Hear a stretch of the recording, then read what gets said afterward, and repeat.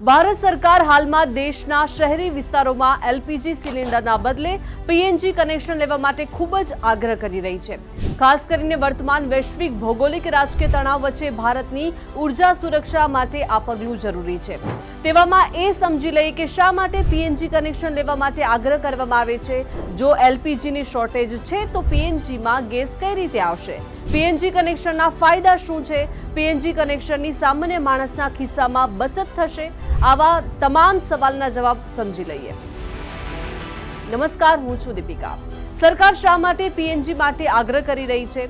ભારત તેની એલપીજી જરૂરિયાતનો આશરે 60% હિસ્સો આયાત કરે છે। ભારતની મોટાભાગની ગેસ આયાત સ્ટેટ ઓફ હોર્મુઝ નામના સમુદ્રી માર્ગેથી થાય છે।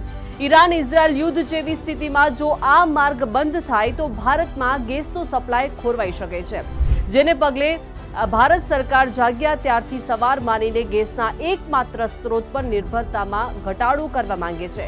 ભારત સરકાર ઈચ્છે છે કે રસોઈ ગેસ માટે આપણે વિદેશી આયાત પર નિર્ભર રહેવાને બદલે દેશમાં ઉપલબ્ધ નેચરલ ગેસના નેટવર્કનો ઉપયોગ વધારીએ, જેનાથી આવી કટોકટીના સમયમાં ભારતના જનસામાન્યને ઓછી મુશ્કેલીઓનો સામનો કરવો પડે।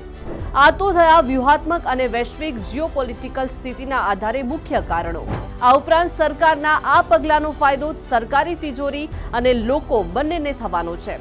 પીએનજી કનેક્શન વધવાથી સરકારને શું ફાયદો થશે એ સમજી લઈએ તો સરકારને આ નિર્ણયથી 3 મુખ્ય ફાયદાઓ થશે। સબસિડીનો બોજ ઘટશે। એલપીજી સિલિન્ડર પર સરકારને મોટી સબસિડી આપવી પડે છે। પીએનજીના કિસ્સામાં ડિલિવરી નેટવર્ક એકવાર સ્થપાઈ ગયા પછી લાંબા ગાળે સરકારનો નાણાકીય બોજ ઘટે છે। બીજું છે લોજિસ્ટિક ખર્ચમાં બચત। સિલિન્ડર ભરવા, તેને ટ્રક દ્વારા ટ્રાન્સપોર્ટ કરવા અને ઘરે ઘરે પહોંચાડવા માટે મોટો ખર્ચ અને ઈંધણ વપરાય છે। પીએનજી પાઇપલાઇન દ્વારા સીધો જ પહોંચતો હોવાથી આ તમામ ખર્ચ બચી જાય છે। ત્રીજો છે ઉર્જા સુરક્ષા। પાઇપલાઇન દ્વારા ગેસ સપ્લાય વધુ સુરક્ષિત અને સતત રહે છે, જેથી રાષ્ટ્રીય સુરક્ષાના દ્રષ્ટિકોણથી મહત્વનું છે। હવે એ સમજી લઈએ કે પીએનજી કનેક્શનથી સામાન્ય લોકોને શું ફાયદો થશે। પીએનજી કનેક્શનથી ફક્ત સરકારને જ ફાયદો થશે એવું નથી, પરંતુ સામાન્ય લોકોને પણ ઘણા ફાયદાઓ છે। સસ્તું અને કરકસરયુક્ત, એટલે કે સામાન્ય રીતે એલપીજી કરતાં પીએનજી આશરે 15%થી 20% સસ્તું પડે છે। બીજું છે બુકિંગની ઝંઝટમાંથી મુક્તિ। સિલિન્ડર ખતમ થવાનો ડર કે નવું બુકિંગ કરવાની માથાકૂટ રહેતી નથી, તે 24 કલાક ઉપલબ્ધ રહે છે। ત્રીજું છે વધુ સુરક્ષિત। પીએનજી હવા કરતાં હલકો હોય છે, તેથી જો કદાચ લીકેજ થાય તો તે હવામાં ઝડપથી ફેલાઈ જાય છે, જેનાથી આગ લાગવાનું જોખમ એલપીજી કરતાં ઓછું રહે છે। ચોથું કારણ છે જગ્યાની બચત। રસોડામાં ભારે સિલિન્ડર રાખવાની જરૂર રહેતી નથી। હવે આપણે એ સમજી લઈએ કે ભારત દેશને પોતાને શું ફાયદો થાય। જ્યારે દેશમાં પીએનજીનું નેટવર્ક મજબૂત થાય છે, ત્યારે ભારતની ગેસ આધારિત અર્થતંત્ર બનાવવાની દિશા વેગેલી બને છે। તે પર્યાવરણ માટે પણ વધુ અનુકૂળ છે, કારણ કે તે ક્લીન એનર્જીનો સ્ત્રોત છે।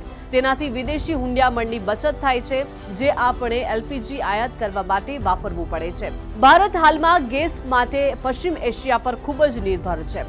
જો યુદ્ધ લાંબુ ખેંચાય તો મિસાઇલ હુમલા અને સમુદ્રી માર્ગો બંધ થવાથી એલપીજીની કમી સર્જાઈ શકે છે। આથી જ ભારત સરકાર વ્યૂહાત્મક અનામત તરીકે અને આત્મનિર્ભરતા માટે લોકોને પીએનજી તરફ વળવા આગ્રહ કરી રહી છે। આ માત્ર આર્થિક ફાયદો જ નહીં, પણ દેશની સુરક્ષા માટેનું પણ એક મોટું કદમ છે। ભારતની વધતી જતી ઉર્જા જરૂરિયાતો અને વૈશ્વિક અનિશ્ચિતતા વચ્ચે પીએનજી એ સૌથી શ્રેષ્ઠ વિકલ્પ છે। સરકારનો આગ્રહ છે કે જો તમારા વિસ્તારમાં પાઇપલાઇન સુવિધા ઉપલબ્ધ હોય તો સુરક્ષા અને બચત બંને માટે પીએનજી કનેક્શન લેવું હિતાવહ છે। આ પગલું ભારતને સાચા અર્થમાં ગેસ આધારિત અર્થતંત્ર બનાવવામાં મદદરૂપ થશે।